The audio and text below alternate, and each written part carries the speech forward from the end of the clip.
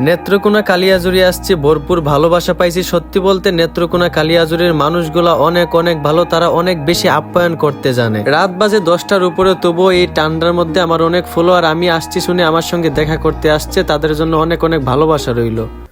আচ্ছা ভাই, না গেলি কয় না? ভাই না গেলে মনে করেন আপনি আসে আমরা এলাকার আপনার অনেক মানুষ আপনাকে ভালোবাসে, ফ্রেন্ড আছে আপনার, লাইক কমেন্ট শেয়ার ফলোয়ার করে সবার দই আমি আপনার নিবে লেগেছিলাম ভাই।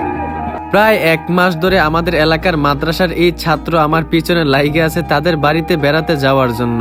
তাদের বাড়ি হচ্ছে নেত্রকোনা কালিয়াজুড়ি লিপসা বাজার। আমাদের এখান থেকে প্রায় অনেক দূর হয়ে যায়, আর আমার গাড়ি জার্নি করতে একদম ভালো লাগে না, তাই তাকে আমি বারবারই ফিরিয়ে দিয়েছিলাম, বারবারই নিষেধ করেছিলাম, কিন্তু আজ আর না করতে পারলাম না।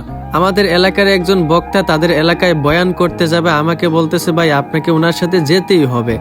আর উনিও হচ্ছে আমার খুব প্রিয় একজন বক্তা আমাদের এলাকার, বলতে পারেন আমাদের খুবই কাছেরই মানুষ, মৌলানা জহিরুল ইসলাম সিদ্দিকী। উনি খুব সুন্দর বয়ান করেন, একদম হুবহু হাফিজুর রহমান হুজুরের কণ্ঠে। তো মাদ্রাসায় এই ছাত্রটা তাদের এলাকার মাহফিলের জন্য উনাকে দাওয়াত দেন, আর আমাকে বলতেছে ভাই আপনাকে ওনার সাথে আসতেই হবে। তাই বাধ্য হয়ে আজকে রওনা দিয়ে দিলাম। এখন প্রায় বাজে 12টার উপরে।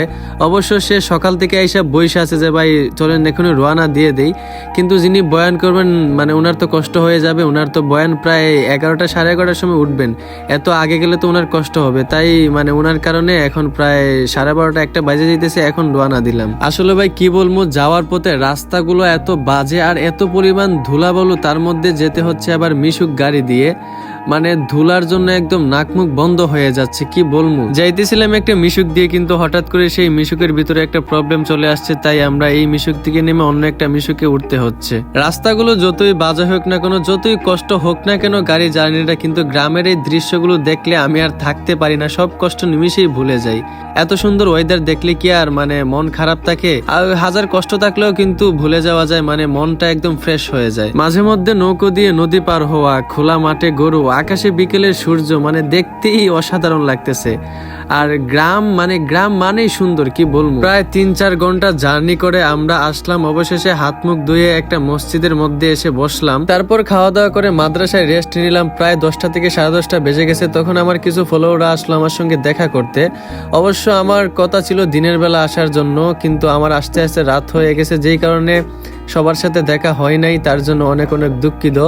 অবশ্য আমাকে সবাই বলছিল ভাই আপনি কালকে থেকে যান, আমাদের এলাকাটা ঘুরে যান, আপনাকে অনেকেই দেখার ইচ্ছা, কিন্তু বাট আমি থাকতে পারি নাই, কারণ আমার সঙ্গে একজন হুজুর ছিলেন, ওনার সঙ্গে আমাকে আসতে হয়েছে। সবশেষে হুজুর মাহফিলে বয়ান উঠলেন, প্রায় 1:30 পর্যন্ত বয়ান চললো। আমিও বয়ান শুনলাম, অনেক ভালো লাগলো। হুজুরের বয়ান অনেক ভালো হয়, একদম হাফিজুর রহমান হুজুরের কণ্ঠে। আপনারা সবাই ইউটিউবে গিয়ে জহিরুল ইসলাম সিদ্দিকী সার্চ করবেন, অবশ্যই ওনার ওয়াজ পেয়ে যাবেন। সবাই ভালো থাকবেন, সুস্থ থাকবেন। আসসালামু আলাইকুম।